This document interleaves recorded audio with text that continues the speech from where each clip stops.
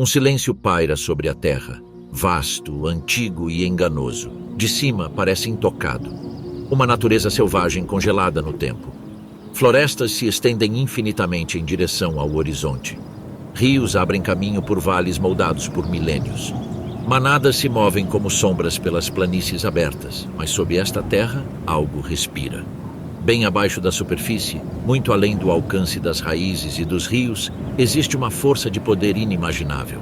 Um reservatório de rocha derretida, inquieto em constante movimento, vivo. Um supervulcão, um dos maiores da Terra. Ele não ruge. Ele não treme, pelo menos não de maneiras que possamos sempre sentir. Ele espera. Acima dele, a Terra exala. Geysers entram em erupção sem aviso, lançando colunas de água fervente alto no céu. O vapor sibila das fendas no solo, subindo em plumas fantasmagóricas contra o ar frio da manhã. Poças de lama borbulham e se agitam, densas e violentas, como se a própria terra estivesse lutando para conter o que há abaixo. Isso não é aleatório, isso é pressão. O calor sobe das profundezas, empurrando contra camadas de rocha, buscando liberação. Cada erupção, cada pluma de vapor, cada tremor na superfície é um lembrete. O solo aqui está vivo. E ainda assim, a vida prospera. Através de nuvens de vapor à deriva, uma forma maciça surge, um bisão. Sua forma escura se move lentamente pela paisagem pálida, cada passo deliberado, inabalável. Geada se agarra ao seu pelo, o vapor se enrola ao redor de seu corpo enquanto ele passa sobre o calor oculto sobre o solo. Ele não se afasta do perigo, ele atravessa por ele, porque aqui, perigo e sobrevivência são a mesma coisa. O calor que ameaça a destruição também sustenta a vida. Ele derrete a neve no auge do inverno, revelando áreas de grama quando tudo mais está congelado. Ele alimenta rios que nunca dormem completamente. Ele cria um equilíbrio frágil, no qual cada criatura, do menor micróbio ao maior predador, depende de forças que não pode ver. Por milhares de anos, esta terra existiu no limite, não no caos, mas na tensão. Um mundo moldado não apenas por dente e garra, mas por fogo e pedra. Um lugar onde o chão sob seus pés guarda o poder de transformar tudo em um instante. E ainda assim escolhe, por enquanto, nutrir em vez disso. O vapor se intensifica, a terra pulsa e a vida continua, inconsciente ou talvez despreocupada com o que existe abaixo. Porque em Yellowstone, a sobrevivência não vem de escapar do perigo, ela vem de viver com ele.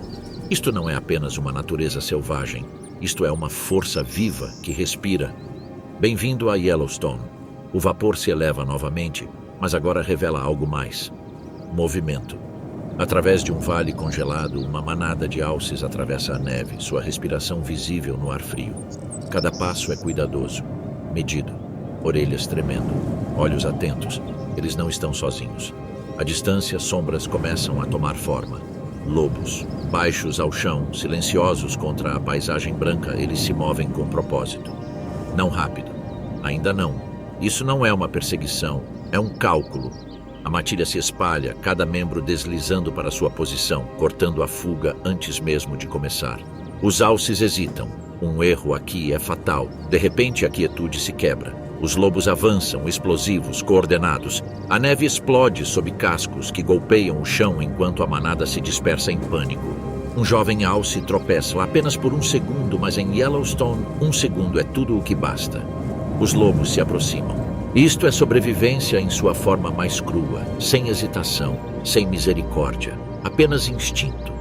Mas predadores não são os únicos que lutam. Em outro lugar, perto da borda de uma abertura térmica fumegante, uma carcaça jaz meio enterrada na geada.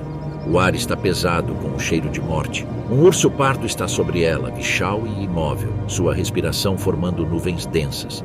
Cada rasgo de carne é lento, deliberado. Então outra presença surge, um segundo urso. A tensão é imediata. Músculos se contraem, cabeças se abaixam. Não há aviso, nenhum ritual. Apenas um choque repentino e violento. Dois gigantes colidindo em uma tempestade de pelo e fúria. A neve se espalha, garras golpeiam. O próprio chão parece recuar sob seu peso. O vencedor ganha mais do que alimento, ganha sobrevivência. Aqui, cada refeição é disputada, cada vantagem, temporária. E a própria terra molda essas batalhas. O calor infiltra-se pelo solo, criando bolsões de vida em um inverno de outra forma implacável. A grama rompe finas camadas de neve perto de aberturas geotérmicas, atraindo herbívoros para espaços expostos. Espaços que os predadores conhecem bem. O calor sustenta a vida, mas também a revela. Nada permanece escondido por muito tempo. Até mesmo os rios, aquecidos por baixo, se recusam a congelar completamente. Eles abrem veios escuros através do terreno branco, atraindo animais em necessidade desesperada de água e caçadores que sabem exatamente onde esperar. Em Yellowstone, as regras são simples. Se você é visto, você está vulnerável. Se você é fraco, você é escolhido. E se você hesita, você desaparece. Não há equilíbrio sem conflito. Não há vida sem perda, porque as mesmas forças que dão vida a esta terra, o calor, a pressão, o fogo oculto abaixo, também garantem que a sobrevivência aqui nunca seja fácil. Ela é constante, é brutal e está em toda parte. Os lobos desaceleram, sua caça concluída. O vale volta a ficar silencioso. O vapor se espalha pela neve, apagando os vestígios do que acabou de acontecer. Como se nada tivesse acontecido. Mas o ciclo continua, sempre continua. Para entender essas batalhas, devemos entender a própria terra. Sob a violência de dentes e garras, existe algo muito mais antigo. Algo que molda cada caça, cada migração, cada momento frágil de sobrevivência. O coração de Yellowstone não bate em suas florestas ou rios. Ele arde profundamente no subsolo. Muito abaixo da superfície, uma vasta câmara de rocha derretida se move lentamente, sem fim. Um mar de fogo preso sob camadas de terra sólida. Ele não dorme, ele não esfria, ele se move, elevando-se, pressionando, buscando liberação. E onde esse calor escapa, a terra se transforma. Na superfície, os sinais são impossíveis de ignorar. A água explode do solo em geysers imponentes, impulsionada para cima pela intensa pressão abaixo. Por um momento, a terra parece entrar em erupção, vapor e líquido fervente irrompendo no céu frio, antes de colapsar de volta ao silêncio. Então, lentamente, o ciclo começa novamente. O tempo aqui é medido em erupções. Em outros lugares, o solo brilha com cores impossíveis. Na borda da Grand Prismatic Spring, faixas de azul, verde, laranja e dourado se estendem como uma pintura viva. Mas esta não é uma poça comum. As cores vêm de micro-organismos que amam o calor, pequenas formas de vida que prosperam em condições que matariam quase qualquer outra coisa. No centro, a água está quase fervendo. Em direção às bordas, à medida que a temperatura cai, a vida começa a florescer. Mesmo aqui, a vida se adapta. A superfície cintila. A água se move, não por causa do vento, mas por causa do calor que sobe de baixo. É um lembrete de que essa beleza não é gentil, é um caos controlado. E além das fontes, a própria terra respira. Bacias termais se estendem pela paisagem, pontilhadas por aberturas que liberam fluxos constantes de vapor. Algumas sibilam suavemente, outras rugem como motores distantes. Sob cada uma delas, a água está superaquecida, presa sob pressão, esperando por uma fratura, uma fraqueza, um momento para escapar. A terra aqui é fina, frágil, viva. Sob tudo isso, invisível, mas sempre presente, a câmara de magma continua seu movimento lento e implacável. Ela aquece a água, ela fratura a rocha, ela alimenta todo o sistema acima. Sem ela, Yellowstone congelaria, os rios desacelerariam, os invernos apertariam seu domínio, a vida lutaria, então desapareceria. Os predadores, as manadas, os ciclos intermináveis de sobrevivência, tudo depende desse motor oculto. O calor não é apenas uma força aqui, é a base de tudo. Ele cria os rios que esculpem os vales, ele molda o solo que alimenta a grama, ele determina onde os animais se reúnem e onde evitam. Ele decide onde a vida pode existir e onde não pode. Mesmo nos invernos mais rigorosos, quando a neve cobre a terra e as temperaturas despencam, o calor abaixo mantém partes de Yellowstone vivas. Trechos de terra permanecem expostos. A água continua a fluir. E os animais, guiados pelo instinto, encontram esses lugares, porque onde há calor, há oportunidade. E onde há oportunidade, há vida. Os geysers entram em erupção, as fontes cintilam, a terra exala mais uma vez. Tudo isso impulsionado por algo invisível, e ainda assim imparável. Uma força que não caça, não foge e não descansa. Mas sem ela, nada acima sobreviveria. E desse calor, a vida começa. A tempestade não chega com aviso. Ela se forma em silêncio, o vento varrendo baixo pelas planícies, levantando a neve no ar até que o horizonte desapareça. A terra se torna branca, depois cinza, depois nada. E através disso, algo se move. Formas maciças emergem da nevasca, suas silhuetas mal visíveis no caos, cabeças abaixadas, ombros curvados, cada passo deliberado, imparável. Uma manada de bisões americanos avança, como tem feito por milhares de anos, através de um mundo que parece determinado a quebrá-la. Eles não correm, eles suportam. Um macho adulto lidera o caminho, sua estrutura enorme cortando o vento como um escudo vivo. Geada se agarra ao seu pelo espesso, formando uma camada de gelo que estala a cada movimento. A neve se acumula em suas costas, mas ele não a sacode. Energia precisa ser conservada, cada movimento tem um custo. Atrás dele, a manada segue. Fêmeas, bezerros, machos jovens, todos unidos pelo instinto e pela necessidade. Eles se movem como um só, uma força lenta e implacável contra a tempestade. Sob a neve está sua linha de sobrevivência. Grama, mas está enterrada, escondida sob camadas de gelo e neve fofa. O bisão abaixa sua cabeça maciça e a balança de um lado para o outro, usando pura força para abrir caminho pela neve, de novo e de novo. Até que finalmente um pedaço de terra congelada é exposto. Ele se alimenta, não porque é fácil, mas porque precisa. O vapor sobe de seus corpos, enrolando-se no ar congelante. O calor irradia de dentro, construído para isso, projetado pela natureza para sobreviver onde poucos outros conseguem. Seus pelos espessos, seus músculos poderosos, sua capacidade de conservar energia, tudo neles fala de resistência. Mas até gigantes não são intocáveis. Da borda da tempestade, além da cortina de neve em movimento, olhos observam. Lobos. Eles não avançam cegamente. Eles observam, pacientes. Calculando. A manada é forte, mas não invencível. Em algum lugar dentro dela, há fraqueza, um bezerro lento demais, um bisão mais velho cansado demais, um momento de separação. Isso é tudo o que eles precisam.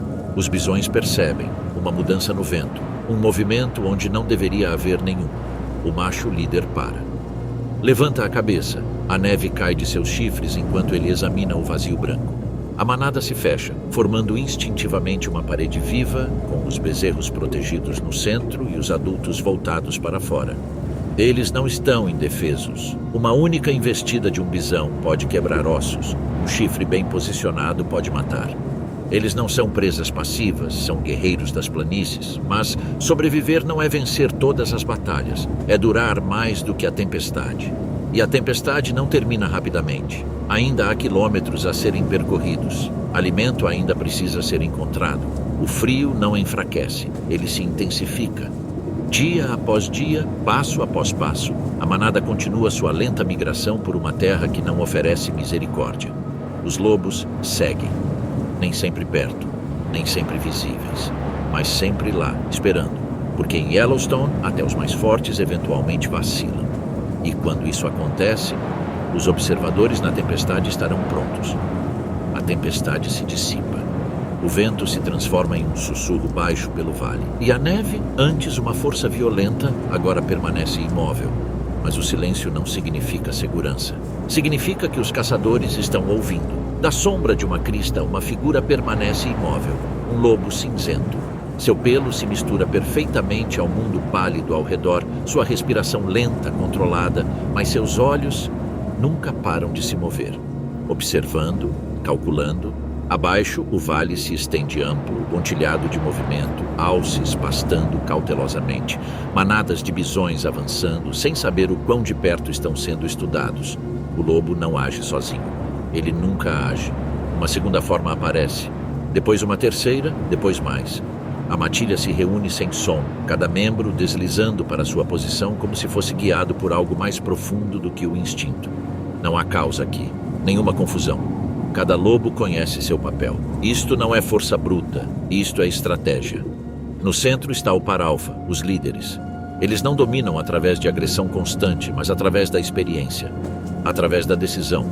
Seu olhar percorre a manada abaixo, não pelo mais forte, mas pelo ponto mais fraco do sistema.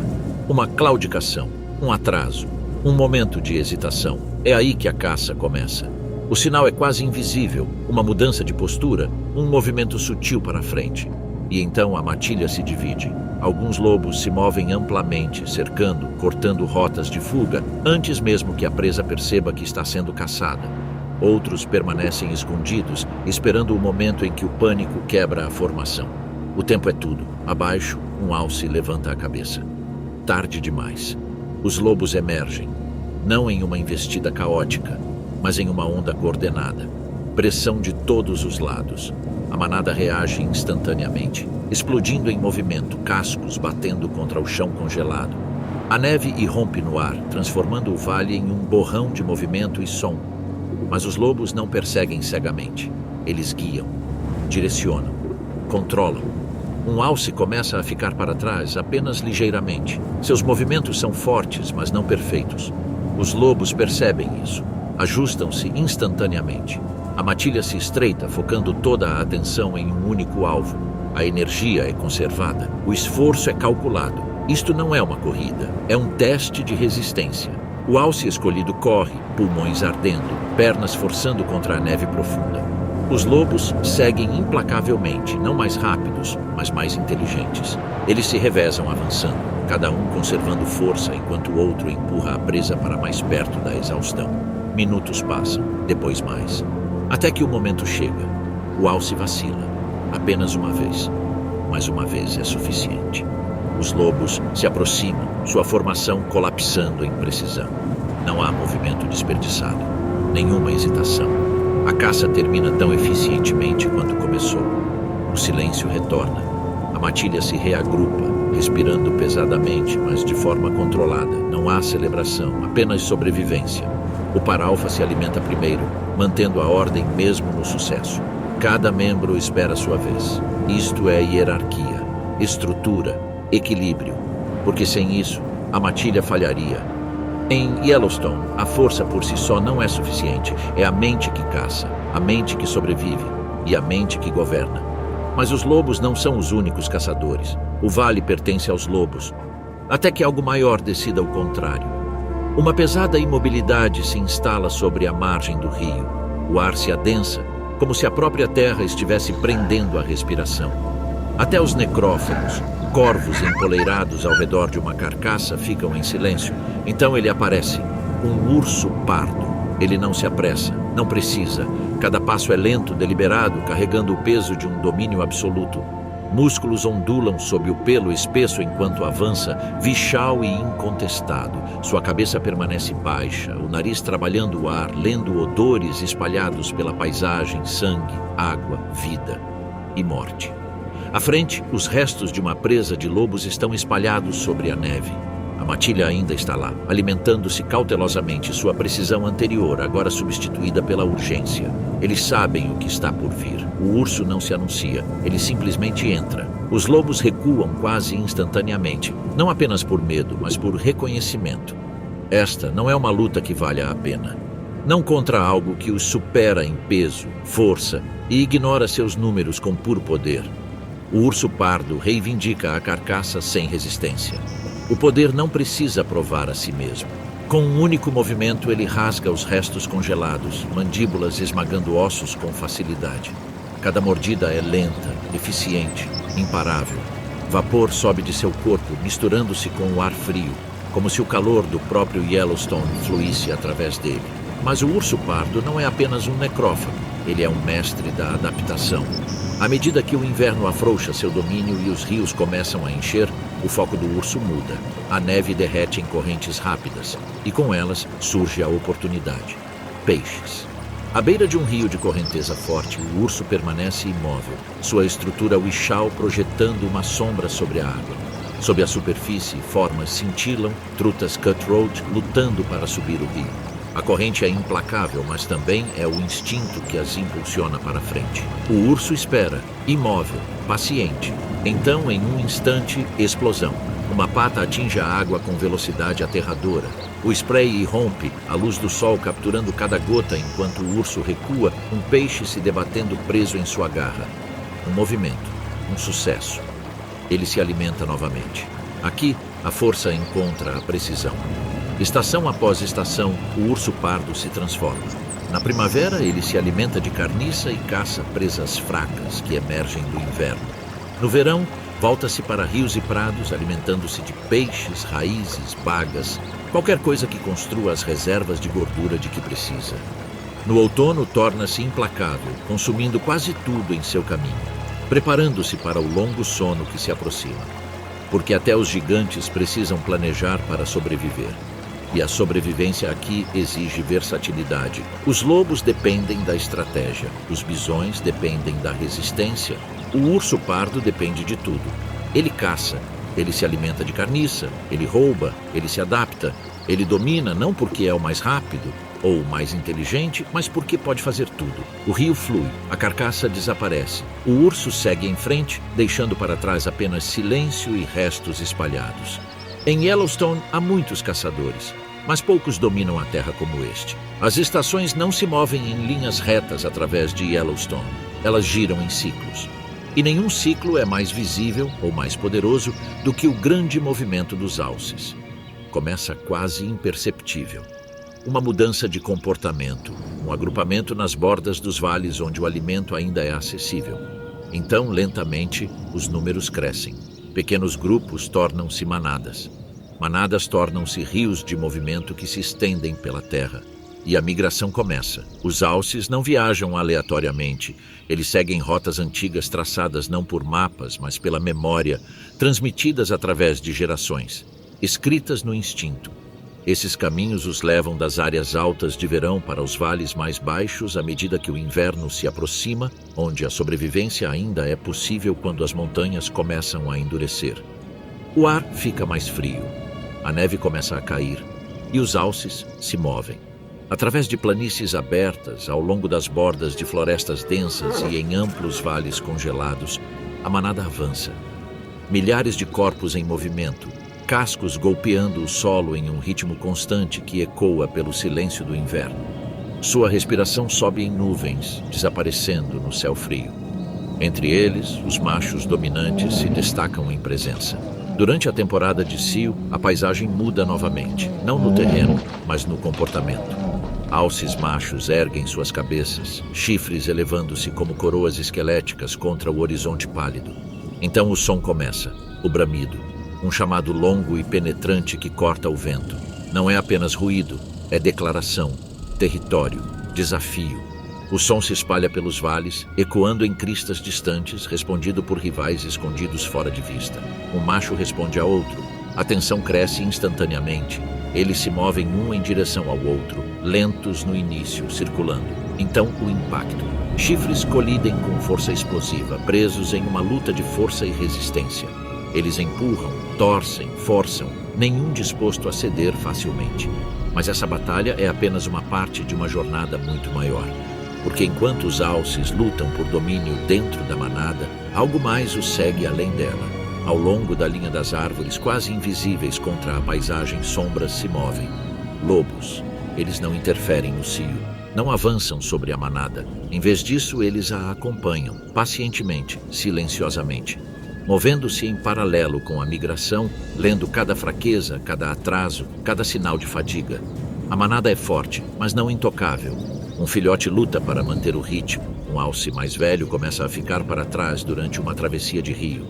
Esses são os momentos que os lobos esperam, não o caos, mas a oportunidade criada pela exaustão e pelo movimento. A própria migração torna-se um teste de resistência, de unidade, do tempo. A neve se aprofunda enquanto a manada avança. Rios precisam ser atravessados, suas águas congelantes cortando corpos já enfraquecidos. Um por um, os alces entram na corrente, lutando contra a força que puxa suas pernas, sua força diminuindo a cada passo. Na margem oposta, eles se reagrupam, mas nem todos conseguem atravessar sem dificuldade. E os lobos continuam a seguir, nunca apressando, nunca desperdiçando energia. Porque em Yellowstone, a migração não é fuga, é sobrevivência em movimento. E cada jornada adiante também é uma jornada através do perigo. O inverno chega sem som, sem aviso, sem sinal, sem misericórdia. Um dia a terra está em movimento, viva com manadas, rios fluindo, o vento carregando cheiro e som pelos vales abertos.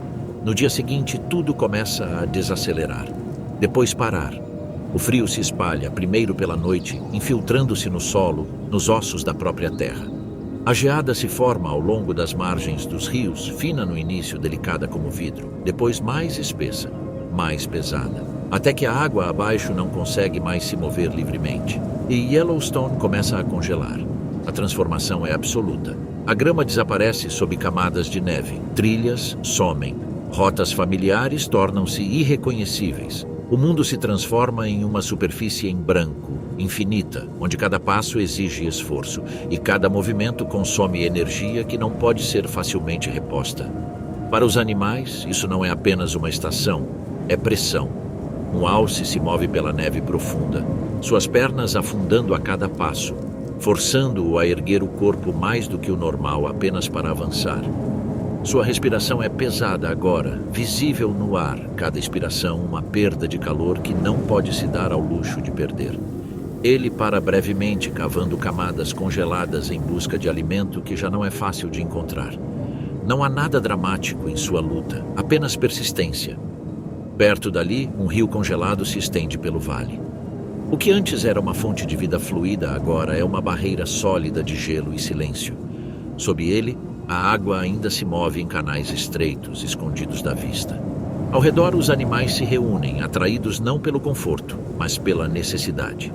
Um bisão abaixa sua cabeça maciça, empurrando neve e gelo para alcançar a pouca grama que ainda resta por baixo. Seu corpo é forte, feito para resistência, mas até a força tem limites quando a terra não oferece nada para consumir. Cada mordida é mais difícil de encontrar do que a anterior, e a cada dia, a margem entre sobrevivência e colapso se torna mais estreita. Nem todos os que começam o inverno verão o seu fim. Alguns desaceleram demais. Alguns não conseguem encontrar comida suficiente. Alguns simplesmente ficam sem energia para continuar. E quando esse momento chega, não há perseguição, nem confronto, nem luta, apenas imobilidade. A terra os toma silenciosamente. Mesmo os predadores não são poupados dessa pressão. Um lobo solitário se move pela paisagem congelada, suas costelas levemente visíveis sob o pelo. A caça tornou-se mais difícil, as presas mais escassas, as distâncias maiores. Cada decisão agora tem peso, cada passo desperdiçado é um risco. Ele para na borda de um vale, observando o vazio.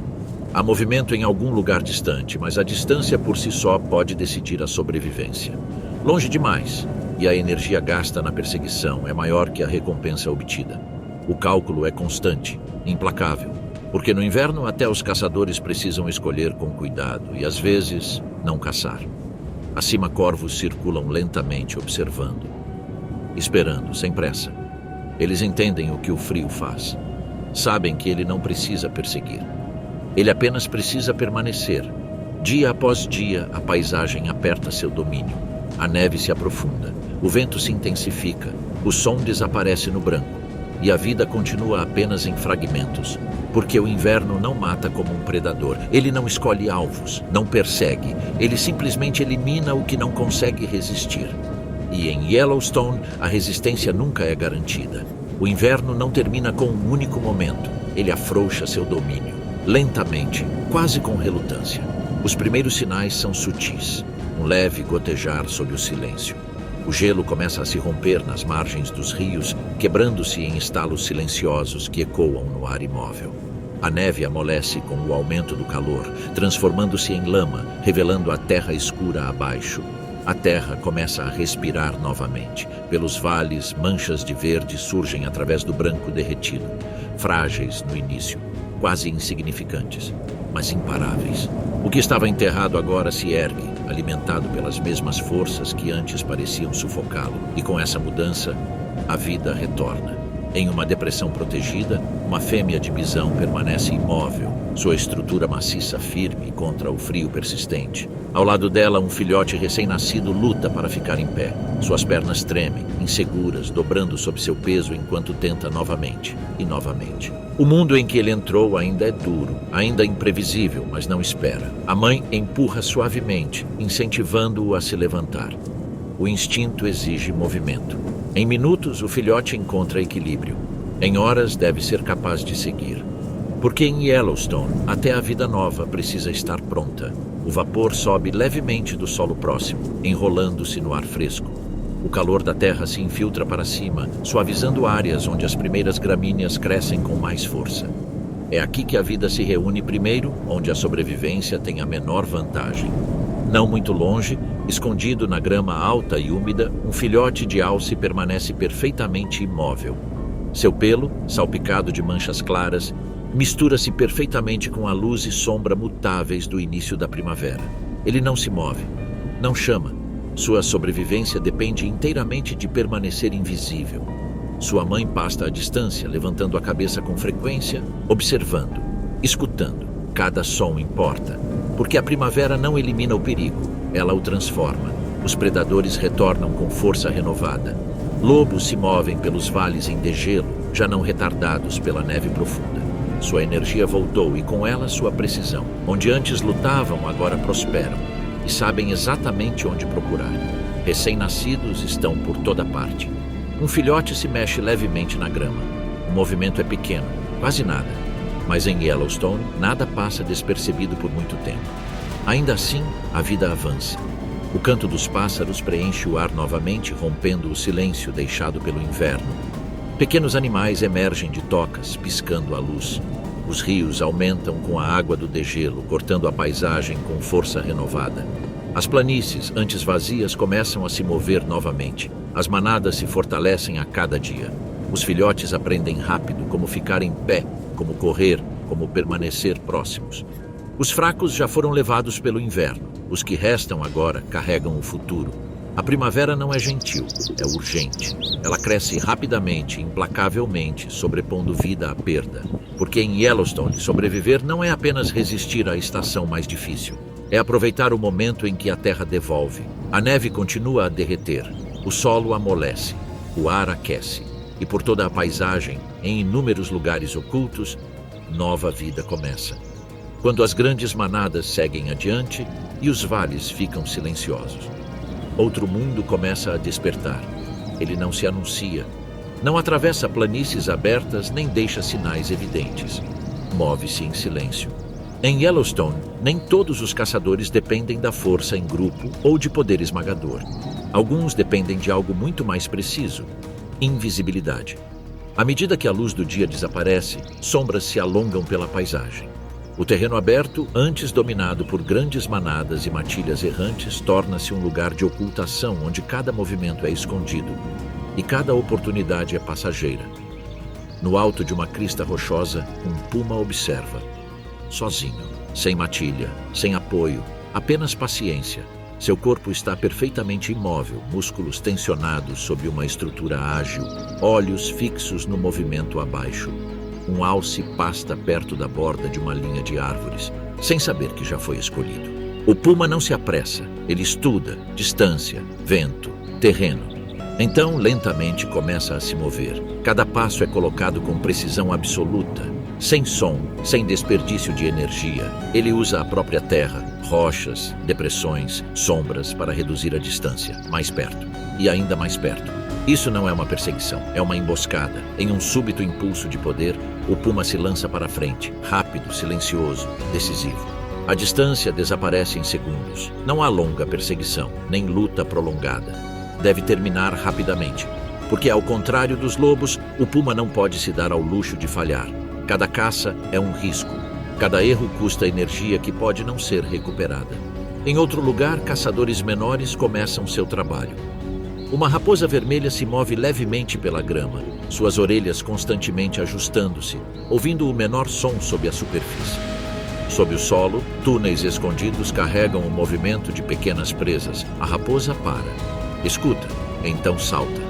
Ela mergulha de cabeça no solo, desaparecendo por um instante antes de emergir novamente, presa segura em suas mandíbulas. Um movimento, um sucesso. Perto dali, um coiote se move com confiança silenciosa pelo terreno aberto. Ele não é tão poderoso quanto o lobo, nem tão preciso quanto o puma, mas não precisa ser. Ele sobrevive pela adaptabilidade. Roedores, carniça, restos de caçadas maiores. Oportunidade está em toda parte para aqueles que sabem aproveitá-la. À medida que a noite se aprofunda, sua vantagem cresce. A escuridão transforma Yellowstone em um mundo de movimentos sutis. Olhos refletem luz fraca. Formas passam pela grama alta sem serem notadas. Os sons se intensificam. Cada farfalhar, cada passo, cada respiração carregando significado. Os caçadores ocultos prosperam aqui não porque dominam, mas porque permanecem invisíveis. Eles existem entre os gigantes, entre o caos da caça e a quietude da terra. Porque sobreviver em Yellowstone não é apenas sobre poder, é sobre precisão. O puma desaparece novamente nas sombras, a raposa some na grama, o coiote continua sua busca interminável e a noite permanece viva, silenciosa, vigilante e sempre caçando. A morte não encerra uma história em Yellowstone, ela começa outra. No alto acima dos vales, onde o ar é rarefeito e o solo parece distante, formas circulam contra o céu pálido. A princípio parecem sem esforço, deslizando em correntes invisíveis, asas abertas, quase sem se mover. Mas não estão à deriva, estão procurando. Uma águia inclina-se levemente, ajustando-se ao vento, seus olhos afiados examinando a terra abaixo com precisão absoluta. Dessa altura, nada escapa. Um lampejo de movimento. Uma quebra na neve. A imobilidade de algo que não deveria estar imóvel. Ela vê tudo. E quando decide, age. O mergulho é repentino. As asas se recolhem. O corpo cai como uma lâmina em queda, cortando o ar com velocidade controlada. Mais rápido. Mais perto. Fixo no alvo. No momento final, as asas se abrem novamente, garras estendidas, impacto. Um único golpe. Se tiver sucesso, a recompensa é imediata. Se falhar, ela sobe novamente, retornando ao céu, onde a paciência continua sendo sua maior vantagem. Mas nem todos os caçadores do céu dependem de matar. Alguns esperam. No chão abaixo, uma carcaça jaz exposta. Pode ser um alce abatido por lobos ou um animal que simplesmente não sobreviveu ao inverno. A causa já não importa, apenas a oportunidade. Os primeiros a chegar são os corvos. Formas escuras descem cautelosamente, pousando à distância antes de se aproximarem em passos curtos e deliberados. Eles não se apressam, observam. Seus chamados ecoam pelo vale, agudos, deliberados, quase intencionais, porque não estão sozinhos. Mas corvos se reúnem rapidamente, depois mais. Eles se alimentam em rajadas, rasgando a carne exposta, entrando em espaços pequenos demais para necrófagos maiores. Cada movimento é rápido, eficiente, alerta. Eles comem, depois param, olham para cima, escutam. Eles sabem que outros estão chegando. Acima deles, mais aves começam a circular. Águias retornam. Ao contrário dos corvos, elas não hesitam por muito tempo. Com uma descida poderosa, pousam perto da carcaça, sua presença mudando imediatamente o equilíbrio. As asas se abrem amplamente, reivindicando espaço, forçando necrófagos menores a recuar. O poder se impõe mesmo aqui, mas nada em Yellowstone permanece incontestado por muito tempo. A alimentação torna-se uma competição silenciosa, sem batalhas ruidosas, sem confrontos prolongados, apenas pressão constante, mudanças de posição, cada animal pegando o que pode antes que algo maior chegue, porque sempre chega. A carcaça não vai durar, pedaço por pedaço desaparece, consumida não por um único predador, mas por muitos. O que começou como uma vida agora sustenta inúmeras outras. Nada é desperdiçado. Até os ossos eventualmente se decompõem, retornando à terra. Acima, o céu se abre novamente. As formas que circulavam se afastam, uma a uma. Seu trabalho concluído, por enquanto. Porque em Yellowstone, a morte nunca é um fim. É uma transferência.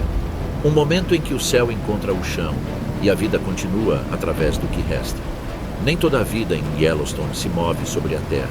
Parte dela flui, cortando vales, serpenteando entre florestas, esculpindo profundamente na rocha moldada ao longo de milhares de anos. O rio Yellowstone se move com persistência silenciosa.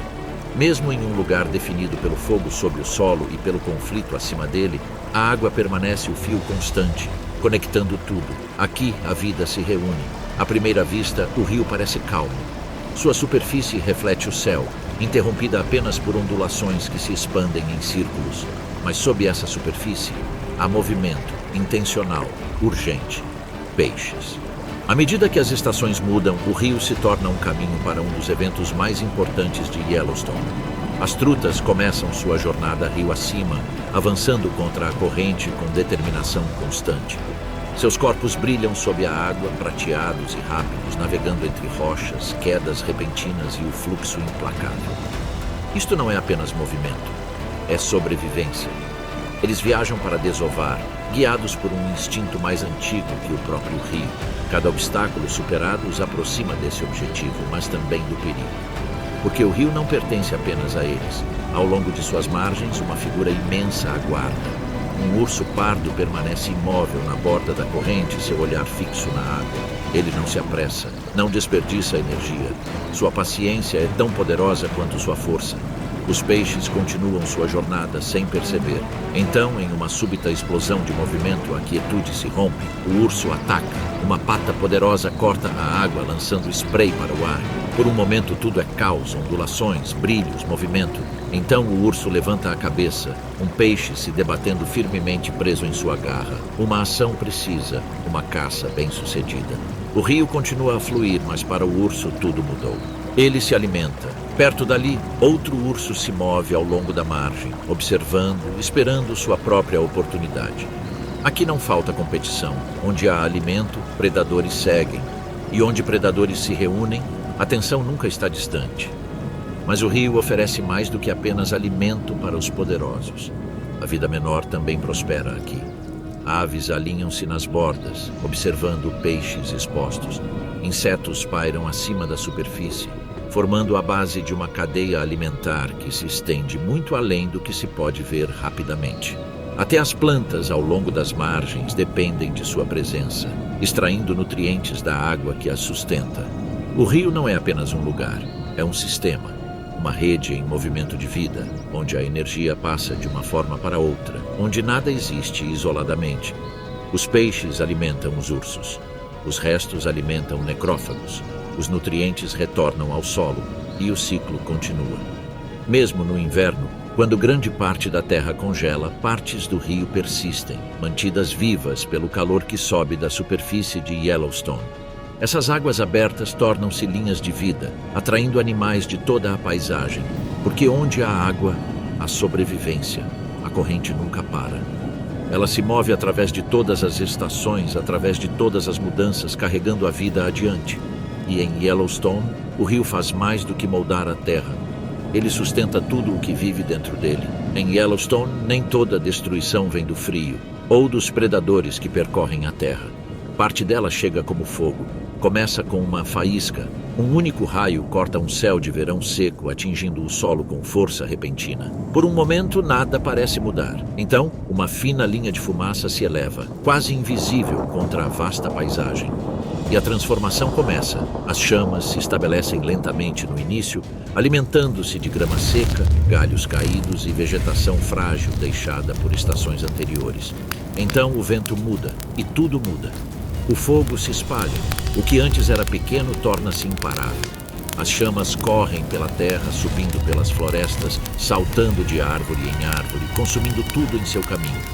O ar se enche de fumaça, densa e pesada, transformando a luz do dia em um brilho fraco e tremulante. Os animais reagem instantaneamente. Alces entram em movimento, afastando-se rapidamente do calor que avança. Bisões seguem, seus corpos massivos avançando com urgência. Aves sobem ao céu, escapando da fumaça.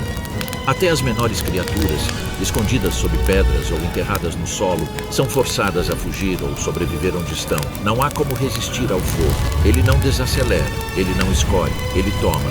Árvores que permaneceram por décadas colapsam em cinzas em minutos. Campos são deixados nus. Seções inteiras de floresta são reduzidas a solo enegrecido, silencioso e sem vida no que resta.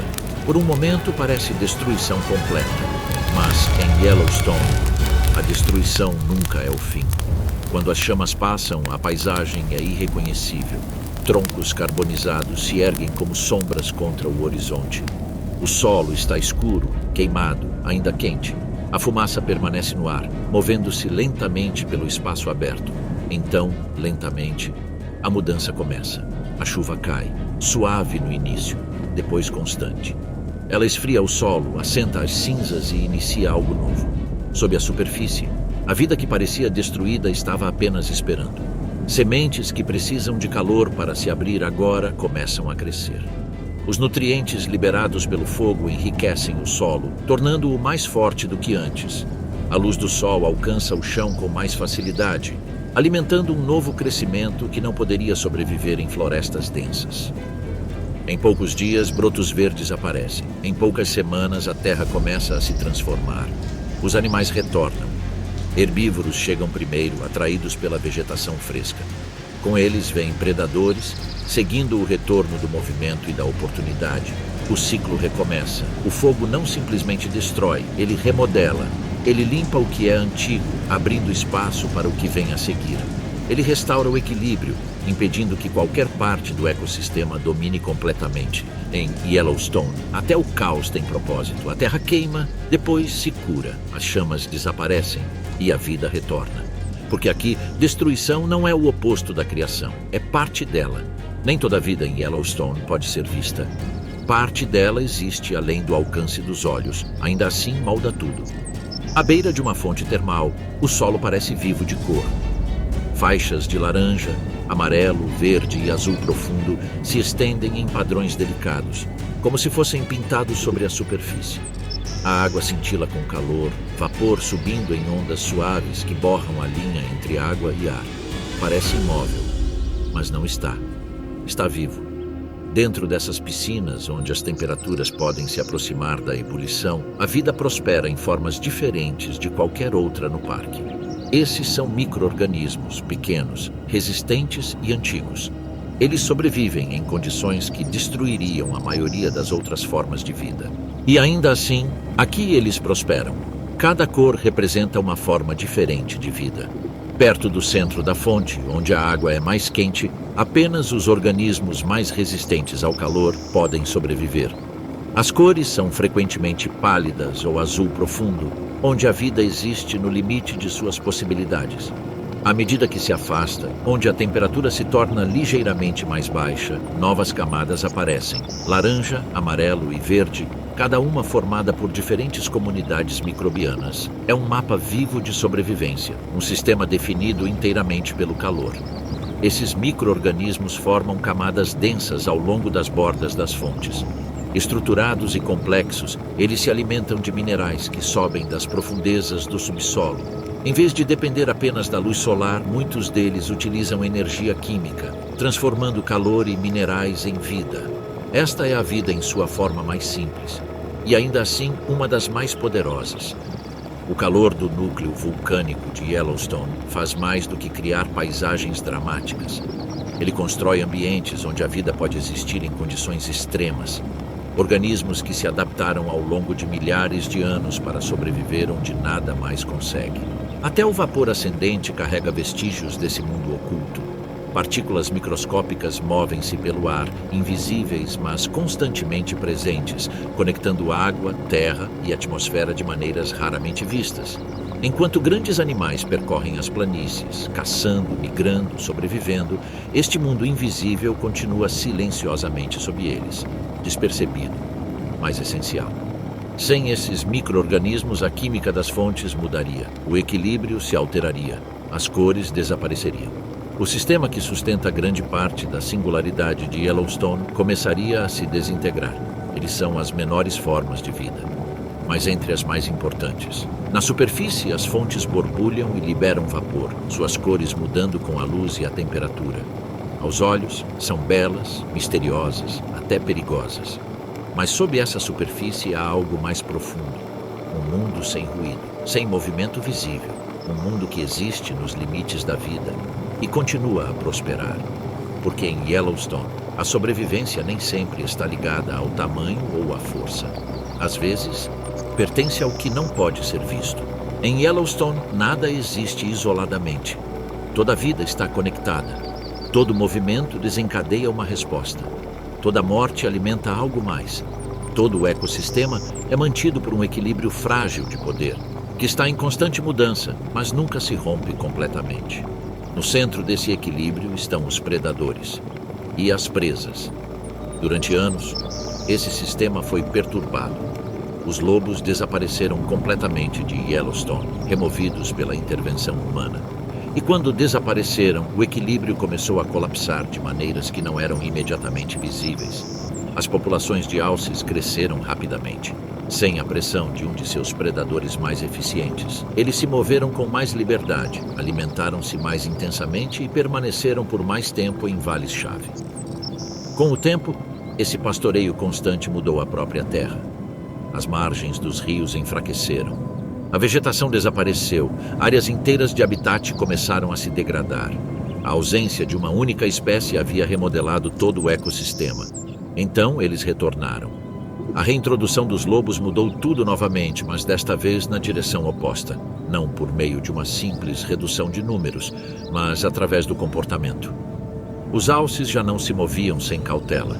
Evitavam certos vales. Viajavam em grupos mais compactos. Passavam menos tempo em áreas vulneráveis, como margens abertas de rios. Apenas essa mudança permitiu que a vegetação se recuperasse em lugares que haviam sido intensamente sobrepastoreados. As árvores começaram a crescer novamente ao longo dos rios. Os salgueiros retornaram, as aves seguiram. Até o fluxo dos rios mudou à medida que o solo se estabilizou novamente. O impacto se estendeu muito além de uma única relação entre predador e presa. Os lobos também criaram oportunidade para outras espécies. Suas presas tornaram-se alimento para necrófagos, corvos, raposas, ursos e insetos. O que antes era uma única morte tornou-se uma fonte de vida para muitos outros. Em Yellowstone, nada é desperdiçado. A presença dos lobos não apenas controlou o número de alces, ela remodelou o movimento, o comportamento, a própria geografia. Mas esse equilíbrio nunca é estático. Predadores ainda caçam para sobreviver, não para controlar. Presas ainda se adaptam, ainda migram, ainda testam os limites do sistema. Cada interação faz parte de um ajuste constante, uma negociação contínua entre vida e morte. Uma matilha de lobos se move por um vale ao amanhecer, examinando o horizonte. Ao longe, manadas de alces mudam de posição, já reagindo a uma pressão invisível. Nenhum lado domina completamente. Nenhum lado desaparece. Porque se um deles desaparecer, o sistema muda novamente, e nem sempre de forma estável. Yellowstone sobrevive não porque seja pacífico, mas porque é equilibrado por meio da tensão. Por meio do feedback constante entre fome e cautela, força e vulnerabilidade, perseguição e fuga. Até a própria terra responde a esse equilíbrio. A vegetação cresce ou recua dependendo da pressão do pastoreio. Os rios mudam de curso à medida que as margens se fortalecem ou enfraquecem. O fogo reinicia o que se torna estável demais. Tudo está conectado. Tudo reage. E tudo depende de todo o resto. Este não é um sistema fixo, é um sistema vivo, sempre se ajustando, sempre mudando, sempre em movimento. Porque em Yellowstone, o equilíbrio não é algo que se alcança. É algo que deve ser mantido constantemente. À medida que o sol desaparece além do horizonte, Yellowstone não descansa, ele muda. A luz desaparece dos vales e com ela o mundo do dia começa a se recolher. As grandes manadas se acomodam em movimentos mais silenciosos. As planícies abertas, antes cheias de movimento, ficam imóveis. Mas o silêncio é apenas uma ilusão, porque a noite pertence a outra coisa. Sob um céu espalhado de estrelas, a paisagem se transforma em um reino de sombra e som. As formas se tornam indistintas, os limites se dissolvem. O que não pode ser visto deve ser percebido, e a vida continua, de maneiras que a luz do dia esconde. Através da lente da visão térmica, a escuridão ganha vida. O calor revela o que o olho não consegue. Contra o solo frio, os corpos brilham, contornos suaves de movimento atravessando a terra. Uma manada de alces aparece como um agrupamento de formas quentes, bem juntas, conservando calor, conservando segurança. Além delas, algo se move sozinho, um predador. Um lobo cruza o vale, seu corpo como um brilho pálido contra a terra mais fria. Ele se move com propósito silencioso, cabeça baixa, observando. Cada passo é deliberado, cada pausa significativa. Na quietude da noite, o som viaja mais longe e até o menor erro pode ser ouvido. Então, à distância, um chamado. Um uivo longo e crescente corta a escuridão. Outro responde. Depois mais. A matilha está se reunindo. O som ecoa pelo vale, ricocheteando em cristas invisíveis, preenchendo a noite com uma presença que não pode ser ignorada. Não é apenas comunicação, é coordenação, localização, território. Um sinal de que a caça pode começar em breve. Em outro lugar, movimentos menores se desenrolam. Uma raposa se move pela grama, seu corpo baixo, orelhas atentas ao menor farfalhar sob a superfície. Um coiote faz uma pausa na borda de uma clareira, escutando antes de avançar novamente. Corujas deslizam silenciosamente acima, suas asas, sem emitir som enquanto passam pelo ar. Cada espécie se adapta à escuridão à sua própria maneira. Algumas dependem do som, algumas do cheiro, algumas da visão além do que os humanos podem perceber. Mas todas são moldadas pela mesma condição: visibilidade limitada e risco aumentado. Para as presas, a noite oferece tanto perigo quanto proteção. A escuridão pode ocultar movimento, mas também pode esconder ameaças que se aproximam. Um alce levanta a cabeça de repente, sentindo algo que não consegue ver. A manada se fecha, instintivamente reduzindo os espaços entre si. Para os predadores, a noite oferece cobertura, mas também exige precisão. Erros são mais difíceis de recuperar. A distância é mais difícil de julgar. O timing se torna crítico. O equilíbrio continua, mesmo no escuro. Algo muito mais poderoso. O solo aqui não é tão sólido quanto parece. Em alguns lugares ele treme, tão levemente que mal pode ser sentido. Um lembrete silencioso de que a Terra está viva, ajustando-se constantemente sob uma pressão que aumenta com o tempo. O calor sobe por rachaduras na crosta, escapando por geysers, fontes termais e saídas de vapor. Pequenas liberações, controladas, por enquanto.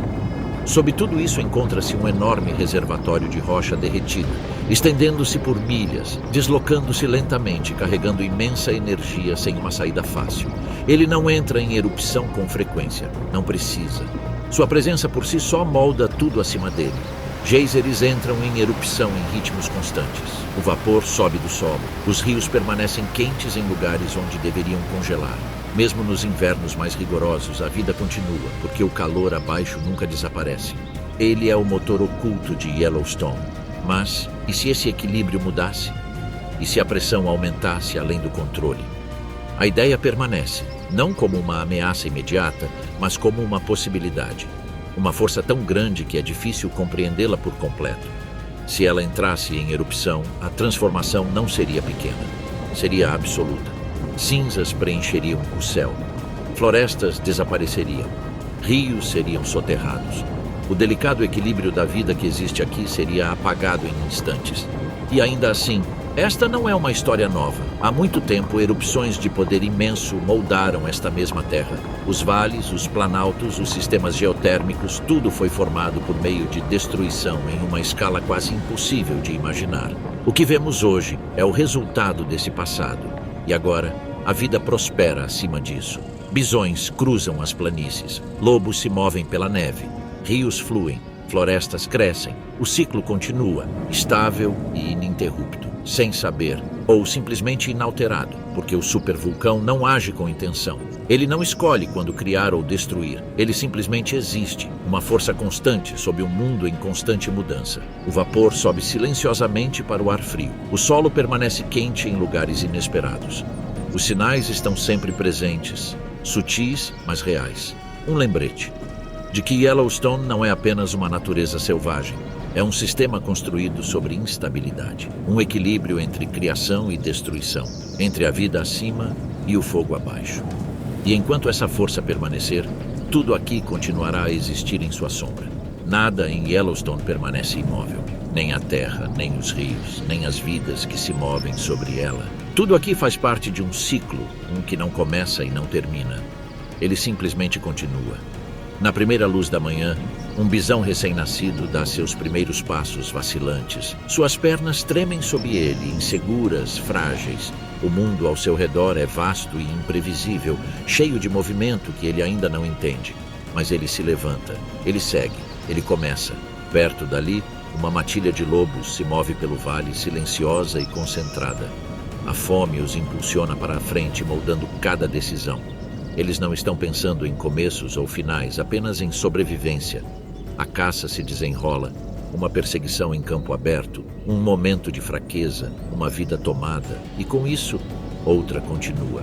Aquilo que cai não desaparece. Torna-se parte de algo maior. O corpo alimenta a matilha, o que sobra alimenta os necrófagos. O que resta retorna ao solo, nada é desperdiçado, a terra absorve tudo.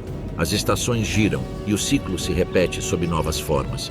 A primavera traz vida, o verão constrói força, o outono atesta, o inverno a arranca. Cada fase leva à seguinte, não como eventos separados, mas como partes conectadas de um único processo. Uma manada de alces cresce no calor do verão, filhotes ganhando força, aprendendo os padrões de movimento. No inverno, essas mesmas manadas são testadas.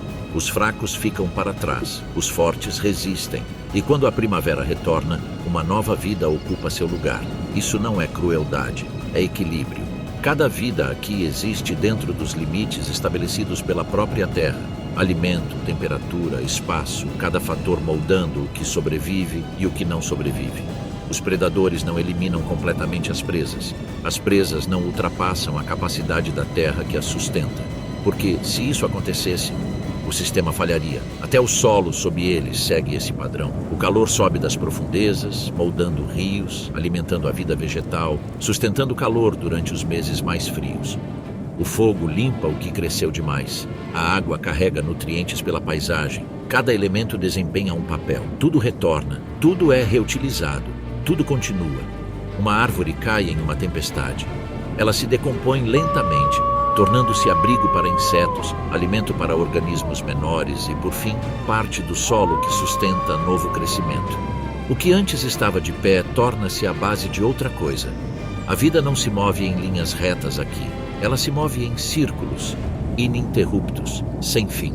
Um lobo envelhece, seu passo desacelera, sua força desaparece. Um dia ele não consegue mais acompanhar a matilha. Sua história termina silenciosamente, sem drama. Mas mesmo então, ele continua sendo parte do sistema, porque nada realmente vai embora, apenas muda de forma. Em Yellowstone, o nascimento leva à sobrevivência. A sobrevivência leva à morte, a morte leva à renovação. E a renovação leva de volta ao nascimento, de novo, e de novo, e de novo. Um ciclo sem fim, moldado por forças visíveis e invisíveis. Não controlado, não interrompido, apenas continuado. Por milhares de anos, Yellowstone existiu sem controle humano. Seus ciclos foram moldados por fogo, gelo, predadores e tempo. Mas agora, outra força entrou no sistema. Nós, ao contrário dos lobos, dos ursos ou das manadas que se movem por esta terra, os humanos não apenas se adaptam a Yellowstone. Nós o mudamos, às vezes para melhor. Yellowstone foi uma das primeiras paisagens do mundo a ser protegida nessa escala, um reconhecimento de que alguns lugares são importantes demais para serem perdidos. A criação de um parque nacional preservou não apenas a beleza da terra, mas os processos que a definem.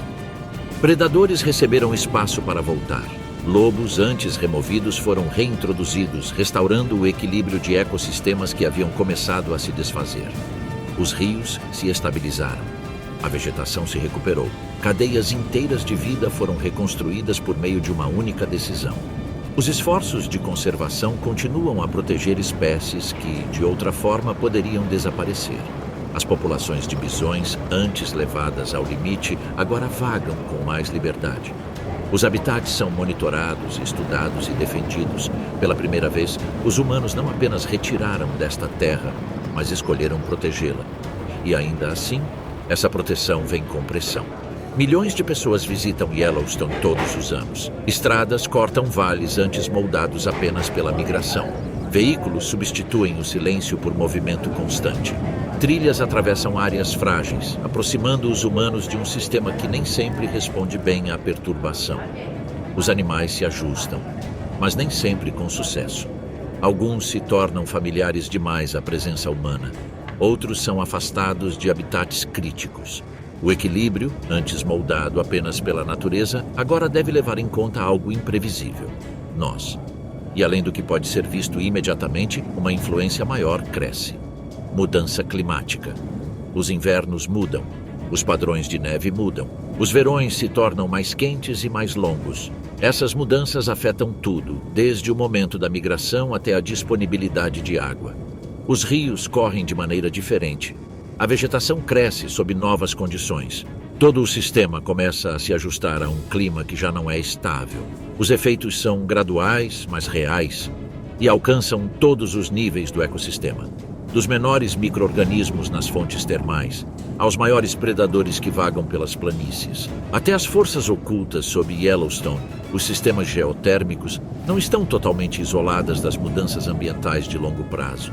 O equilíbrio permanece, mas está mais frágil do que antes, porque o impacto humano não é como qualquer outra força em Yellowstone. Ele não segue ciclos naturais, ele os acelera, os altera, os interrompe, e ainda assim, ainda há escolha. A proteção pode continuar, a conservação pode se expandir, a conscientização pode crescer. A mesma influência que perturba também pode defender. O futuro de Yellowstone não está fixo, ele é moldado por decisões. Cada caminho tomado, cada limite respeitado, cada esforço para preservar o que existe aqui importa, porque Yellowstone não é apenas um lugar do passado, é um sistema vivo, ainda evoluindo, ainda respondendo, ainda dependente de equilíbrio. A pergunta já não é mais se os humanos fazem parte de Yellowstone, nós já fazemos. A pergunta é qual papel escolhemos desempenhar, porque esta terra não se adapta a nós sem consequências, e sua sobrevivência já não está separada de nossas ações. Yellowstone não pertence a nós, nós pertencemos ao seu futuro.